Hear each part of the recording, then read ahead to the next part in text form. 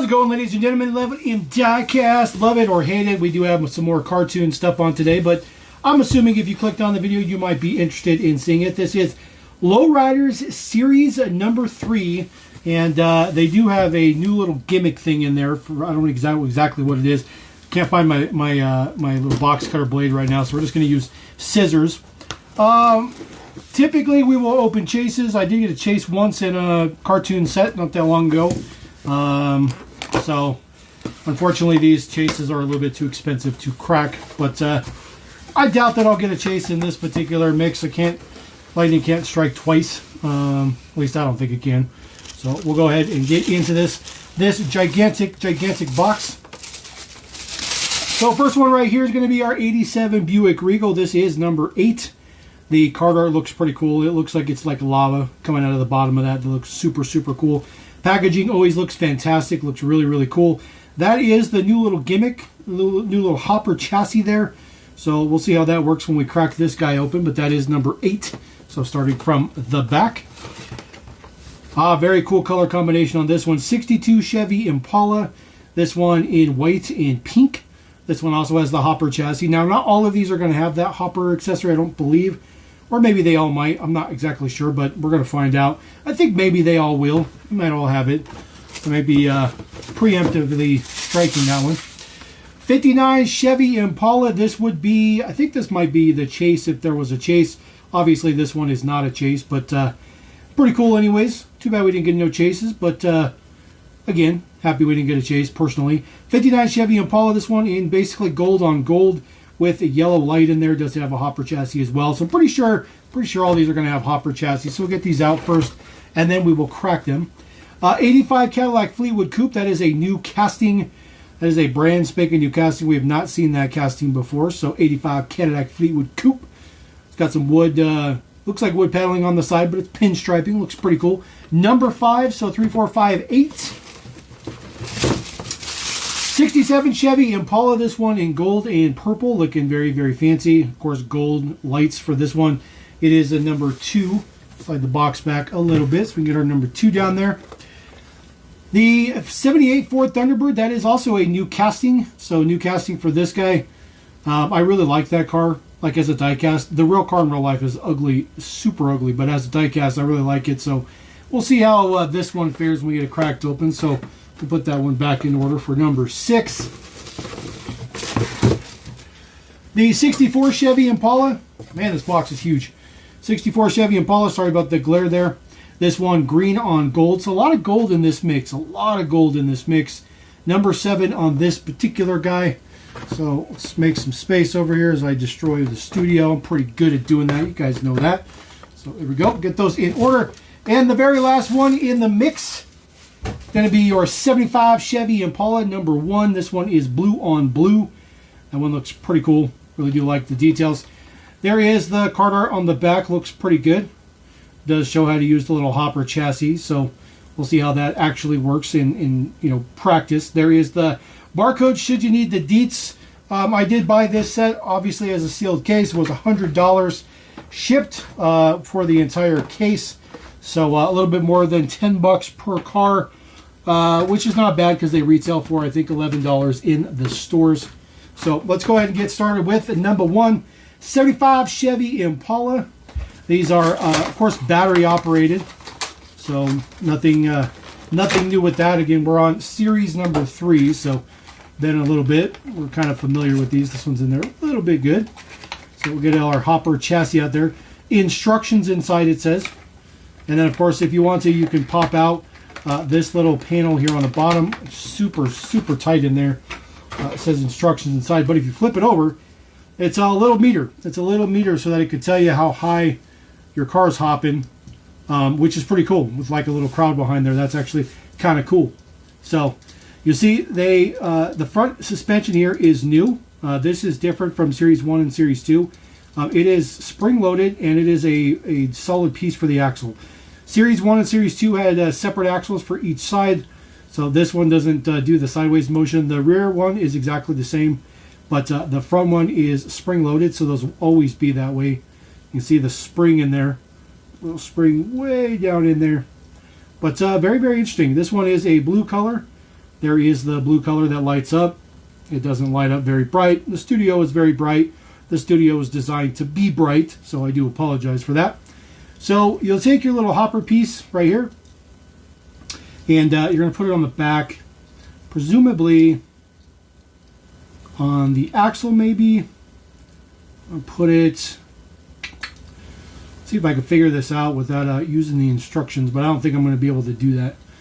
All right, I figured out this most ridiculous thing ever. This is the most ridiculous thing ever. Okay, so what you got to do is you got to take off the rear axle entirely. Okay, so remove the rear axle. Then you got to remove the ball joint from the axle. Okay, then you have to attach the ball joint to the pin right here. Okay, and then you attach the pin or the ball joint back into the chassis. So it's a little bit cumbersome. Then this little notch right here, there's a little notch up in the top of the chassis right there. That slots into there, which creates your balance. Put the axle back on. There's 3 different settings for the axle, but you see the axle is going to be way out of line. And then you put it down like this, and then that's how you work it. And it hops around. I mean, it works. It does what it's supposed to do. It's kind of ridiculous. It doesn't fit in the wheel well. So it's really the only way to make this work. But, I mean, it works. It works if you want to sit there and just hop it around, which is fine. But, I mean, I don't know. For me, it's beyond a gimmick for me. I'm definitely not, I'm not the person that their target audience is for this. I'm just collecting this for the collectability of it. But, otherwise, the Impala itself looks pretty good. I don't like the fact that the front suspension's like that. It'll always be kind of popped up, but I guess it's whatever. Details in the front, a little bit of chrome. Lots of pinstriping all over. It looks very, very good. You know, the paint jobs are phenomenal. Lowriders in the back. Does have taillights done up on there. Looks good. Not too shabby. It's fine. I mean, it's fine. I'm not gonna try to rag on it too much, but they're pretty much always gonna sit just like that. All right, number 2, 67 Chevy Impala. Yes, they make a ton of Impalas. In case you guys didn't realize, they make just about every era of Impala. So we'll get our 67 out of there. Oof. Ugh. That one was like beyond stuck in there. There we go. Comes with a little purple actuator, and of course, just a little bit of print on the back of those, by the way. And of course, it's like surrounded with chain because, you know, it's the thing. So there is our 67 Impala. This one is in purple with the purple chassis. And it does have a blue light, which is very, very, very, very dim. They're very inconsistent. Very inconsistent. The last one was pretty bright, but this one is completely dim. You can change the batteries in them, but I think coming out of the box, you shouldn't have to change the battery. There is the details in the front. All the trim is gold. It is a different kind of gold for the paint around the windows. Pinstriping looks pretty good.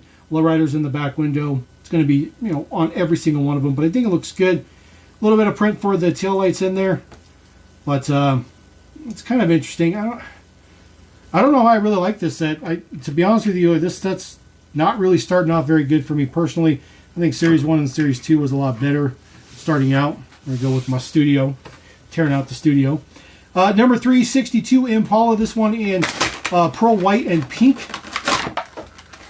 This looks good. These things are like very, very, very in there for a difference. For a change. There we go. So there is our Impala. This one's fine. This one's fine. The chrome bits are a little bit better. I think if they'd used gold on this one, it definitely wouldn't have looked right. But it's fine. I like the gold, or I'm sorry, the chrome wheels on there. Looks good. Model looks a little bit better just sitting like that. But of course you got the springs in there, so the front end's always going to be up. See, that one's really, really bright. That one's really, really nice and bright. Looks good. So I'm not really sure if they have issues with the batteries or what the deal is, but I don't know. Details on the back. Tail lights look good. Lowriders in the back window. Again, pinstriping looks fantastic. It is a satin finish to that pink top. The paint jobs are always the selling point for these. They do fantastic job with the paint jobs.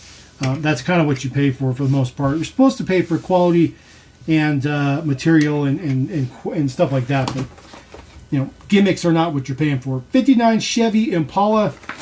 Not a very attractive car. I mean, personally, But it looks good in all gold.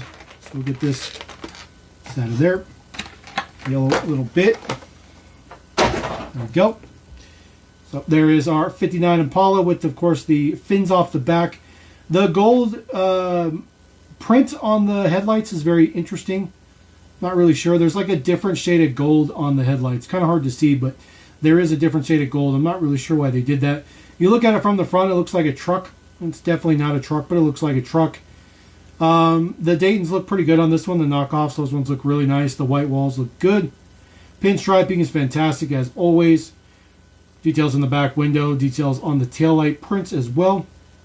It's pretty good. I like the gold.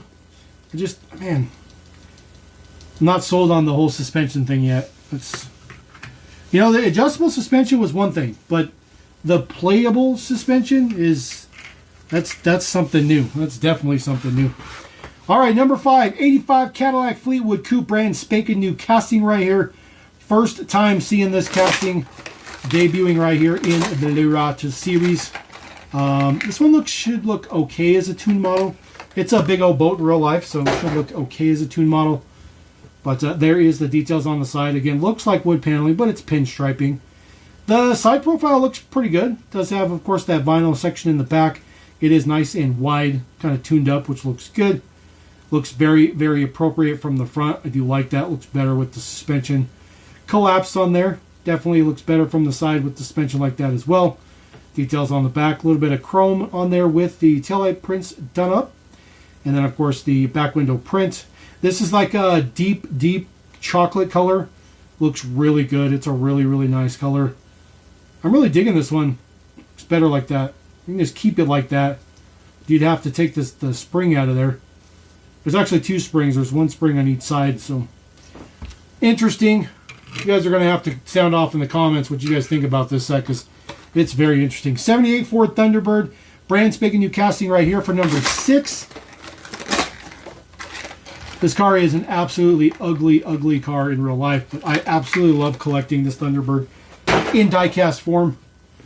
This one has an orange base. Oh, you know what I forgot to do? My apologies. That one is kind of a yellowish orange light, and it's super, super dim. So again, it's hit or miss. You're either going to get a good one or you're going to get a bad one. There's no in between. This one with the green, look how bright that one is. See? It's like every other one of them is nice and bright. The chassis are also clear so that the lights can travel through it. I think green's an interesting color choice with the orange, but kind of like that contrast. Kind of cool. Details on the front does have a little bit of chrome in there for the bumper, the grille. The little corner lights are painted up with some silver. Pinstriping looks good. There's some green in the pinstriping to match it all together. Again, details on the top. Very nice and wide. Of course, it is a 70s boat. Details in the back. Tail lights look very Thunderbird. This one's all right. This one's all right. I like the chrome bumpers and stuff. It's good. It's good. I like the... I'm interested in seeing this one in more of a traditional deco, more of a regular deco. Same with the Fleetwood. I think those ones will look a lot better. Not as lowriders, but just my own personal opinion.